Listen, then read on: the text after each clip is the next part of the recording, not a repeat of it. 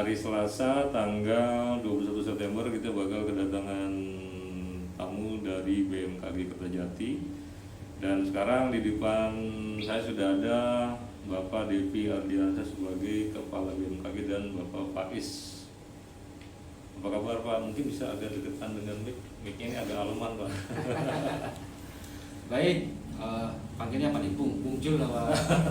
Kang Jul. Kang boleh Kang. Kang Dul ya? Iya. Bapak Faiz sebagai Humas. Kepala kelompok operasional. Oh. Jadi Pak Faiz ini yang menguasai, yang menganalisis tentang cuaca, informasi cuaca di Pak Faiz. Oh gitu. Iya Pak. Apa kabar nih Pak? Kayaknya sibuk banget nih. Baik. Baik ya. Tadi pagi sempat sibuk apa nih Pak? Tadi pagi ya biasa rutin, kebetulan juga zamannya Zoom online, jadi pagi sempat online dulu sebentar baru kita menghadiri kesini.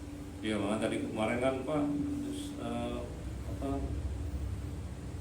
bisa datang, oh kayak lagi sibuk dulu. Oh iya oke. Gak apa-apa, yang penting sekarang sudah hadir, ada Pak Devi dan Pak Faiz. Pak, ini ngomongin tentang BMKG nih Pak. Kira-kira apa sih Pak tugas dan peranannya kepada masyarakat nih Pak?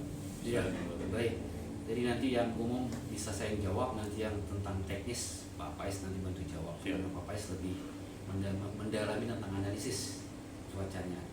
Jadi BMKG ini kebetulan di Majalengka ini ada Stasiun Meteorologi Kertajati. Sebelumnya namanya adalah Stasiun Meteorologi Jatiwangi.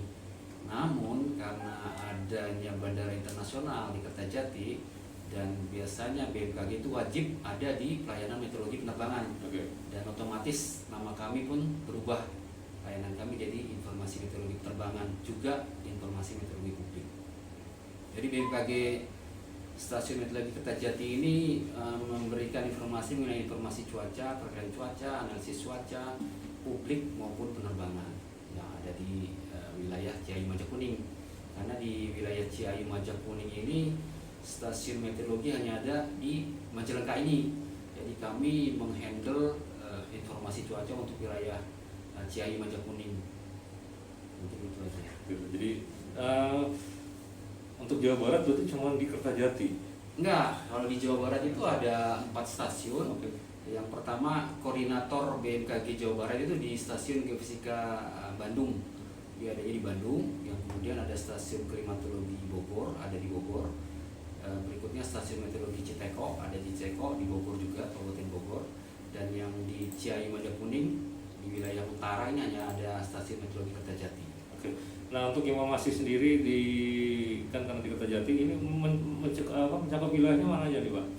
Ya, jadi layanan informasi kami baik informasi cuaca maupun ke stakeholder kami ke wilayah Majalengka utamanya ya, karena kita di Majalengka, terus di Kabupaten Cirebon, Kota Cirebon, Kabupaten Indramayu, Kabupaten Kuningan, dan juga Sumedang ya. Sumedang masuk ya.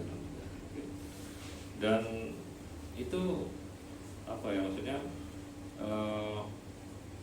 kalau secara teknis nih Pak Faiz, itu kalau saya kan nggak ngerti nih tiba-tiba kalau saya lihat di medsos ada angka-angka gitu kan Majalengka angkanya sekian derajat Celcius, itu emang alatnya khusus atau kalau boleh tahu nama alatnya apa sih Pak? Ya, jadi gini Kang Zul ya. Kang Dul. Ya.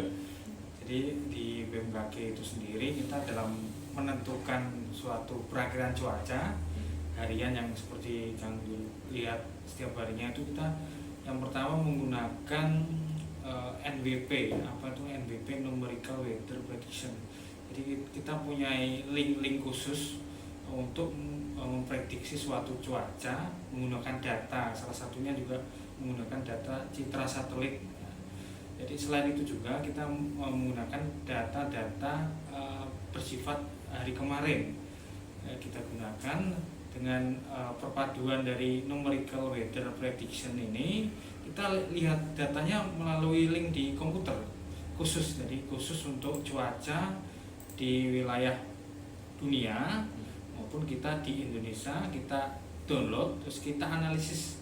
Nah, di situ kita mendapatkan hasil bahwa misalkan hari ini Majalengka akan hujan di jam, kan ada jamnya 13, jam 4 sore, jam 4 akan hujan di jam 4 sore, hujannya kategorinya ringan. Nah, itu salah satunya untuk menentukan perakiraan cuaca tersebut kita juga menggunakan nanti numerical weather prediction.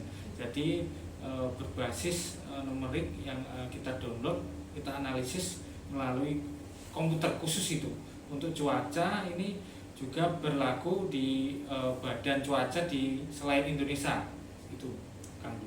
Oke, nah, dan itu keakuratannya berapa persen, Pak? Nah, untuk selama ini alhamdulillah di BMKG Kertajati setiap kita membuat perakiraan cuaca, kita setelah itu harus melakukan verifikasi cuaca.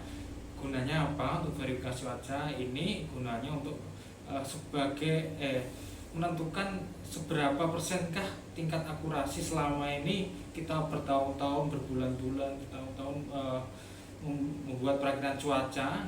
Alhamdulillah kita perakiraan cuaca di atas 80%. 10%. Jadi alhamdulillah. Dan itu bisa dikategorikan Baik. baik ya? Baik. Oke. Nah, sekarang ini kan gini, Pak. Itu masih bicara tentang teknis nih, Pak. Apa namanya?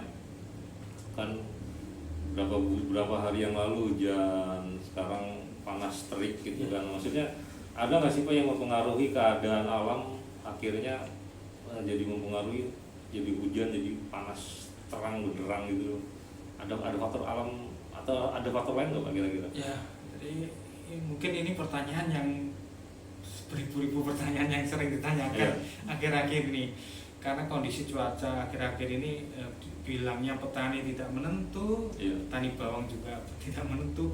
Jadi saat ini kita sedang berada pada waktu masa pancaroba, transisi dari musim kemarau ke hujan. Nah, biasanya kita mengalami masa transisi pancaroba ini pada Oktober awal nanti atau pertengahan Oktober.